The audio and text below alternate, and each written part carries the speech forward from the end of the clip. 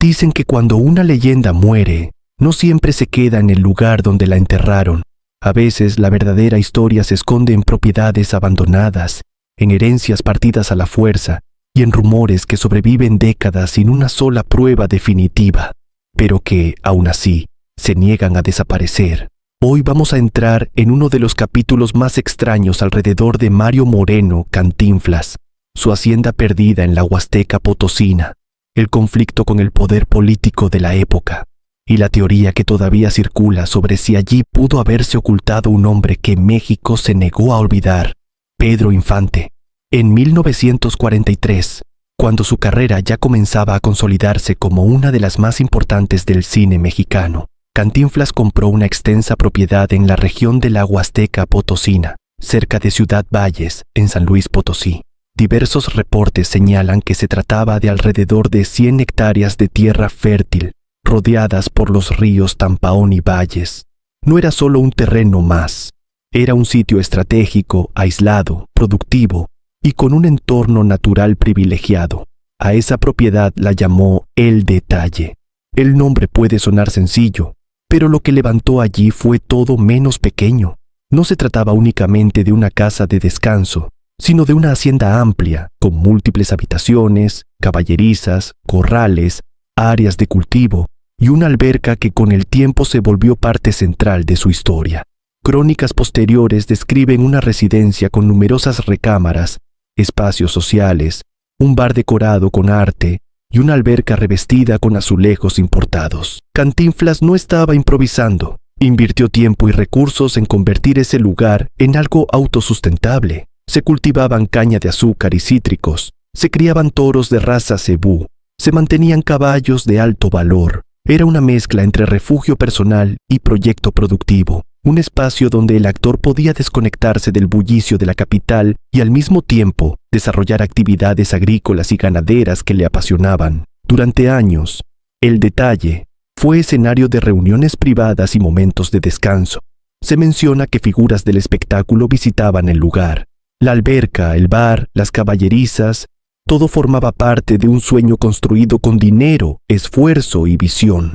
Cantinflas había alcanzado una posición privilegiada en la época de oro del cine mexicano, y su hacienda reflejaba esa etapa de esplendor. Pero esa historia dorada no duró para siempre. En torno a la hacienda circula un relato que ha tomado fuerza con el paso del tiempo. Un supuesto conflicto entre Cantinflas y el entonces gobernador de San Luis Potosí, Gonzalo N. Santos, un personaje histórico asociado al ejercicio duro del poder regional.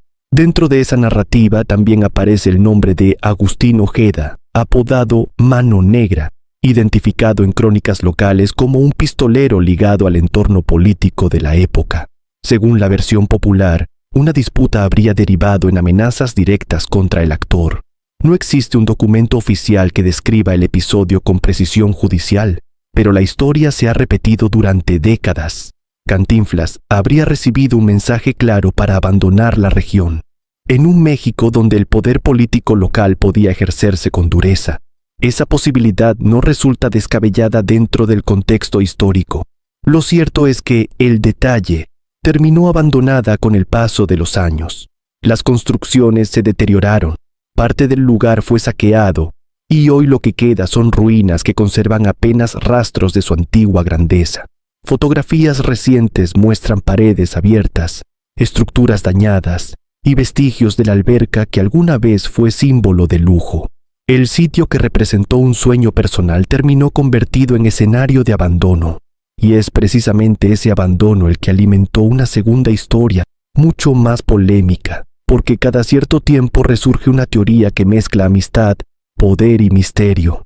La idea de que Pedro Infante no murió realmente en el accidente aéreo de 1957 y que, tras fingir su muerte, habría sido ocultado en un lugar apartado, como la hacienda de Cantinflas. La versión tiene múltiples variantes. Algunas hablan de conflictos con figuras políticas poderosas. Otras señalan que habría existido una amenaza que obligó al ídolo a desaparecer del ojo público. En ese relato alternativo, Cantinflas aparece como el amigo con recursos, el hombre con propiedades aisladas y con la capacidad económica suficiente para ofrecer refugio. Medios de entretenimiento han recogido esta teoría como parte del folclore cultural que rodea a Pedro Infante. Se mencionan supuestos testimonios de personas que dicen haber escuchado historias de antiguos trabajadores de la hacienda. Se habla de una casa dentro de la propiedad, cercana al río, a la que solo tenían acceso personas de confianza. Se describe una construcción distinta a las viviendas campesinas de la zona, con detalles de lujo y pasillos amplios. Sin embargo, es importante separar rumor de evidencia. No existen documentos oficiales que prueben que Pedro Infante sobrevivió. Tampoco hay registros verificables que demuestren que Cantinflas ocultó a alguien en su hacienda. Lo que existe es una cadena de relatos transmitidos con el tiempo, reforzados por el aura de misterio que rodea tanto la muerte del cantante como el abandono de El Detalle. La teoría se sostiene, en gran parte, por razones emocionales. Pedro Infante fue un ídolo nacional. Su muerte marcó a millones de personas. En muchos casos, cuando una figura tan querida desaparece de forma trágica, surge una narrativa alternativa que permite mantenerla viva en la imaginación colectiva. Es un fenómeno que se ha repetido en distintas partes del mundo con otras celebridades. En el caso mexicano, la conexión con Cantinflas le añade una capa de verosimilitud dentro del imaginario popular. Cantinflas no era solo un actor, era una figura influyente, con contactos, con fortuna y con propiedades privadas de gran extensión. En la mente de quienes creen la teoría, él era uno de los pocos capaces de sostener un secreto así. Pero cuando se analiza con frialdad, surgen preguntas inevitables. Si Pedro Infante hubiera sobrevivido, ¿cómo habría permanecido oculto durante décadas sin pruebas concretas? ¿Cómo se habría evitado una filtración sólida en un país donde los rumores suelen convertirse en noticia? ¿Qué habría ocurrido con su círculo cercano, con documentos oficiales, con registros médicos, con identificaciones formales? La falta de evidencia no elimina el mito, pero sí lo coloca en el terreno de la especulación. Mientras tanto, la historia real de Cantinflas tuvo un desenlace distinto. Falleció en 1993, dejando un legado enorme en el cine mexicano. Sin embargo, tras su muerte comenzó una disputa legal por los derechos de sus películas y por parte de su patrimonio. La fortuna que acumuló a lo largo de su carrera no se tradujo en un final armonioso para su legado. Se reportaron enfrentamientos legales entre familiares por el control de los derechos cinematográficos, un activo sumamente valioso. Las propiedades, incluida El Detalle, no conservaron el esplendor que tuvieron en vida del actor. El deterioro, el abandono y el paso del tiempo transformaron aquel santuario personal en un símbolo de decadencia. El contraste es fuerte. De ser un refugio de lujo rodeado de ríos y tierras fértiles, pasó a convertirse en un sitio marcado por el olvido. Y quizás ahí está el verdadero núcleo de esta historia, porque más allá de si Pedro Infante estuvo o no escondido en la hacienda, lo que permanece es una mezcla entre realidad documentada y leyenda persistente. El Detalle existió. Fue importante en la vida de Cantinflas. Se deterioró con el tiempo. El rumor sobre Pedro Infante circula desde hace años y ha sido mencionado en distintos espacios mediáticos como teoría popular, pero no cuenta con confirmación oficial. El misterio no radica en una prueba secreta aún no revelada, sino en la necesidad colectiva de que exista algo más detrás de las versiones oficiales.